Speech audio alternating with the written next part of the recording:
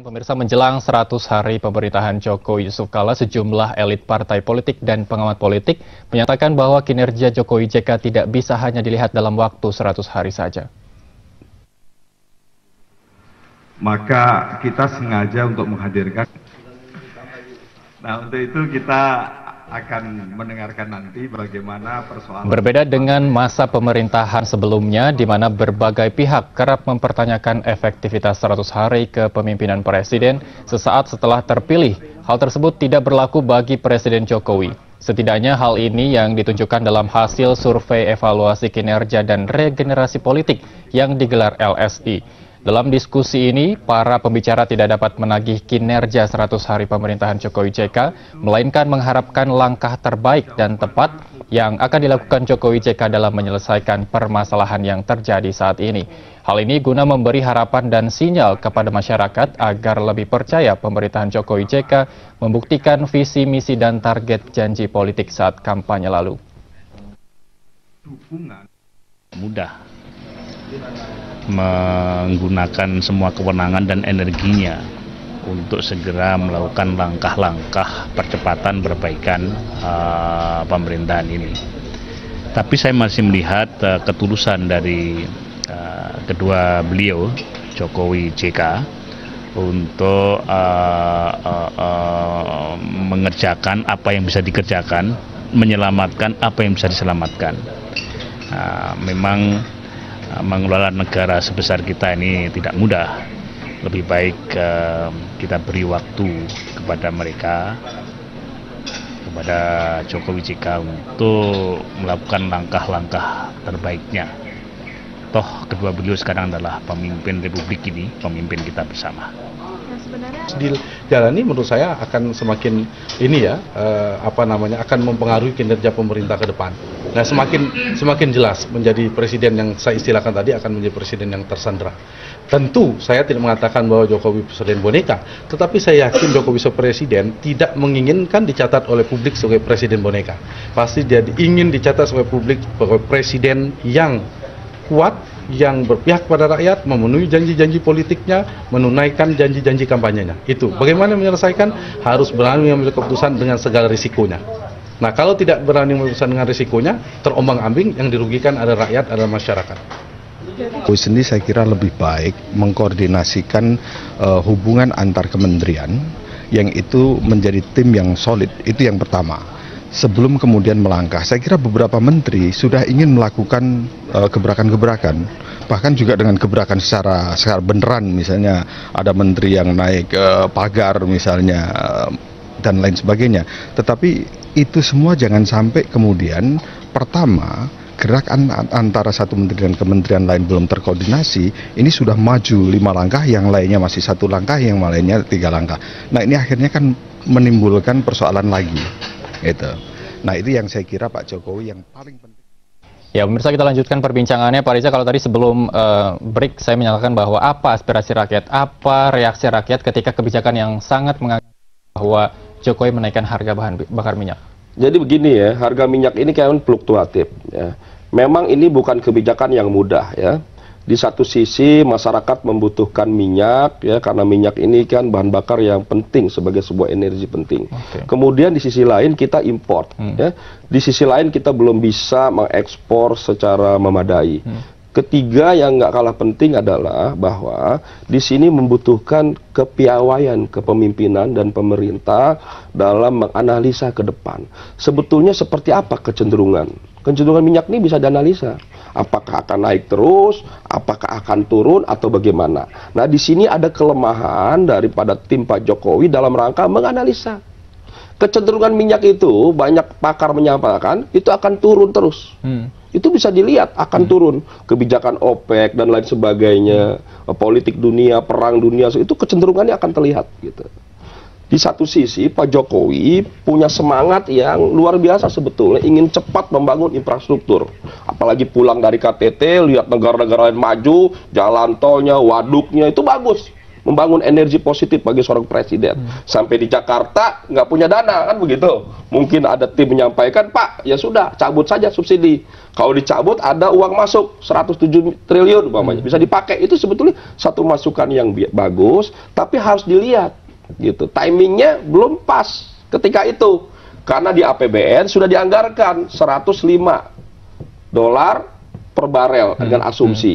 Sementara harga minyak turun waktu itu sampai 73. Harusnya harga minyak diturunkan karena seluruh dunia menurunkan harga.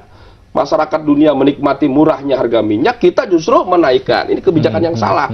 Ternyata turun lagi sampai 53. Ketika $53 baru diturunkan. Tapi penurunan sedikit, tidak signifikan. Nah sekarang diturunkan lagi. Jadi kan pertanyaan, siapa yang salah? Tentu orang akan menyampaikan pemerintah yang salah, tidak memiliki kemampuan menganalisa sehingga membuat kebijakan yang salah. Kalau dulu agak diendapkan sedikit, tidak perlu menaikkan, justru menurunkan. Nah itu satu yang baik. Jadi ke depan ini tidak perlu terulang lagi yang terjadi, perlu didukung tim presiden itu, pakar hukum yang baik, dan analisa yang kuat. Baik, luar biasa Pak Emrus. Dari dua kondisi, pertama menaikkan, kemudian menurunkan 2 kali, namun tidak berubah dari harga awal. Gitu. Harga belanja sembako tidak turun. Nah, itu yang paling penting. Dari dua kondisi ini, apakah masyarakat sudah terlanjur kecewa dengan Jokowi? Elektabilitas, kita berbicara mengenai elektabilitas.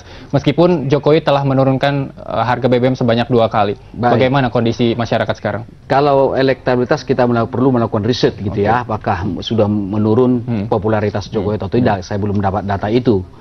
Tetapi saya terus terang mengatakan sama dengan Pak Reza tadi bahwa terlihat jelas bahwa tim Equin yang menangani BBM ini tidak terkoordinasi dengan baik.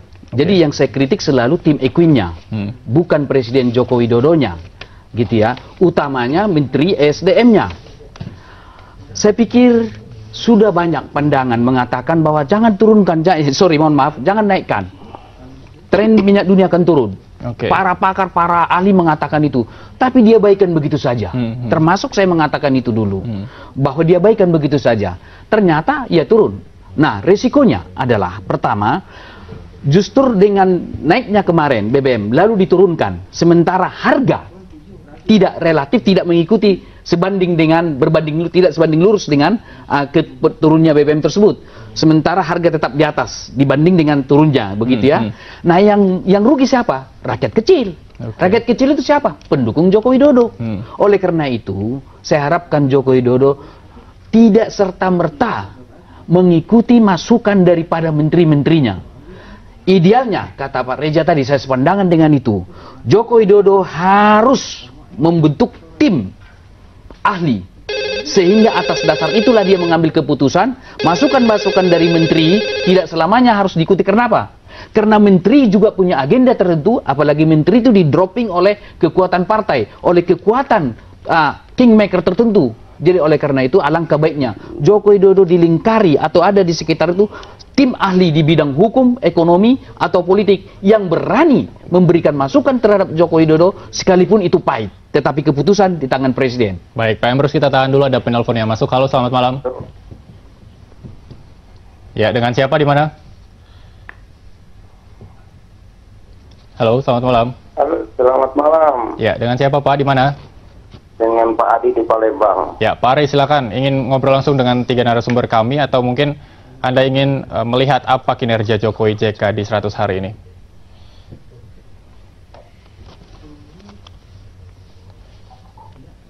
Iya, saya ini sekedar memberitahu ada kata-kata merosot itu apa sudah ketahuan gitu. Kayak seperti Pak Patria itu kan. Ya. Pak Patria itu juga kan anggota dewan. Itu belum tertitip buat saya sebagai rakyat itu kinerjanya, kok sudah ngobok-ngobok Pak Jokowi itu.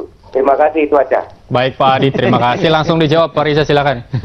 Yes, kita bukan ngobok-ngobok ya. Kita ini anggota dewan punya 3 fungsi, fungsi legislasi, fungsi pengawasan, dan fungsi anggaran. Ya. Kami melaksanakan tugas sesuai bidangnya. Saya Komisi 2, tugas kami legislasi kita laksanakan, Perpu, revisi undang-undang, nanti kita akan membahas kemarin sama Menteri Agraria, undang-undang agraria, pertanahan dan lain-lain. Kemarin dengan Mendagri juga bagus. Jadi kadang masyarakat tidak melihat realitas di dalam. Di luar itu sepertinya gaduh gitu antara pemerintah sama DPR. Padahal di dalam kita mesra. Masyarakat ini kebanyakan lihat berita-berita di media, berita di koran, tidak melihat apa yang sebenarnya. Jadi kalau lihat di dalam ini hubungan kami kemarin dengan Mendagri bagus, dengan Menpan bagus, dengan Menteri Agraria bagus. Kita banyak membuat kesepakatan untuk kepentingan masyarakat banyak. Pak Sungkul, Bang Sul, ini saya punya data hari ke-88 pemerintahan Jokowi dihiasi kekisruhan posisi calon Kepala Kepolisian Indonesia menggantikan Jenderal Polisi Sutarman. Jokowi tetap mengajukan nama Komjen Polisi Budi Gunawan ke Komisi 3 DPR, padahal 2 hari sebelumnya KPK menetapkan Gunawan sebagai tersangka korupsi. Masyarakat ingin mengetahui bagaimana sih sebenarnya transparansi pertimbangan Jokowi memilih Komjen Budi Gunawan sebagai calon Kapolri. Sebentar ya, ini mohon diklarifikasi. Ya. Penetapan tersangka itu apakah sebelum dikirim di DPR atau setelah? Kalau menurut kami, yang kami tahu setelah. Jadi waktu proses di DPR penetapan tersangka itu. Oke. Kalau kondisinya seperti itu, apakah mungkin tidak ada langkah untuk menarik langsung? Mungkin masyarakat ingin tahu juga transparansi pertimbangan Jokowi memilih Komjen Budi Gunawan secara general mungkin. Seharusnya seorang kepala Polri itu memang sudah melalui fit and proper test ya di internal sendiri, kemudian di Kompolnas, dan kemudian menurut pertimbangan Presiden layak untuk diajukan ke DPR. Kami berpendapat bahwa Pak Jokowi sudah melakukan itu semua, Bahwa kemudian KPK menetapkan tersangka itu kewenangan KPK, itu tidak bisa dihalang-halangi. Gitu. Apresiasi bahwa ketika Jokowi memilih menterinya melewati jalur PPATK, kemudian KPK, kemudian agak sedikit kecewa mungkin ketika masyarakat mengetahui bahwa apakah Komjen Budi Gunawan mengikuti tata cara ketika Jokowi memilih sang menterinya gitu? Begini, kalau untuk menteri memang apa yang dilakukan Pak Jokowi ini satu langkah baru gitu ya, yang kita apresiasi, melibatkan KPK dan PPATK untuk men-trace track record calon menteri. Kalau untuk Kapolri sama Jaksa Agung, orang mengatakan tidak melalui itu. Kalau kami melihat Pak Jokowi memang untuk posisi-posisi tertentu harus ada special treatment gitu ya. Bahwa untuk hal-hal yang menurut beliau perlu tindakan A, maka diambil tindakan A. Untuk posisi B perlu pertimbangan posisi B. Kami hakul yakin sampai saat ini Pak Jokowi masih memberikan yang terbaik untuk bangsa dan negara ini. Bahwa ada pihak-pihak yang katakanlah tidak nyaman dengan pilihan figur A, B, C segala macam, wajar. Tetapi yang kami menginginkan itu hasil dari pilihan Pak Jokowi pada akhirnya. Setelah ditentukan figur A atau B sebagai pimpinan institusi dan ternyata hasilnya mengecewakan, baru mari kita kritik rame-rame. Namun ternyata belum dikasih kesempatan, sudah dikritik habis-habis. Ini bagaimana gitu loh. Orang juga harus dikasih kesempatan untuk membuktikan bahwa dia mampu memimpin satu institusi tertentu. Baik, luar biasa Pak Sungkul, kita harus tahan. Ada penelpon yang masuk. Halo, selamat malam. Ya, dengan siapa Pak? Di mana? Pak Darwis Bengkulu, Pak. Ya, silakan Pak. Nah, selamat malam Pak. Ya, selamat malam. Pak Darwis Bengkulu, Pak. Ya, Pak Barwis silakan ingin mengobrol dengan narasumber kami di studio. Iya Pak, mohon maaf lebih kepada anggota legislatif, ya anggota DPR. Ya. Nah, dengan Pak Reza, enggak salah Pak S yang di sebelah tengah itu Pak. Ya, Pak Riza silakan Pak Barwis. Nah, kayak gini Pak, tapi dulu saya minta maaf, saya sebagai seorang relawan ya dari pelajar. Dari dalam hal ini untuk mendukung Pak Jokowi. Ya. Saya melalui partai Pak. Nah, dalam hal ini saya bisa bahwa kinerja dari Jokowi dibilangnya kurang banyak dan jangka waktu lebih kurang 100 hari Pak. Ya. Ya, dalam hal ini saya pikir Pak Jokowi orangnya konteks, tidak mau memberi muluk kepada media baik ke masyarakat mau berjanji. Sebab salah satu mereka dalam hal ini dia mungkin mempunyai program tersendiri seperti dibilang Bapak tadi. Ada program tertentu di Kementerian Pak satu yang dari DPR. Tolong sebelum berbicara dihapus dulu, dilihat dulu Pak. Jadi dalam hal ini saya sebagai masyarakat umum dalam hal ini ya menerima sesuatu Pak dengan berlapang dada bahwa Pak Jokowi sebenarnya bekerja Pak. Saya pernah berangkat ke Bandung ketemu Pak Jokowi, lalu lulus sekali jalan sampai 100-an juta biaya Pak. Alhamdulillah Pak Jokowi cukup uang 4 juta udah sampai ke arah Bandung. Jadi banyak sekali kinerja dari Pak Jokowi yang kami dukung. Ya dalam hal ini mohon pengertian dari istilahnya baik KMT dibilangnya atas nama atau KIA. Jadi kita mari tolong hapus semua itu Pak. Tidak menimbulkan kegaduhan. Karena apa? Dalam hal ini tidak ada istilahnya untuk menyatu bangsa ini. Ya kalau melalui kepentingan partai akhirnya semuanya bergaduh Pak.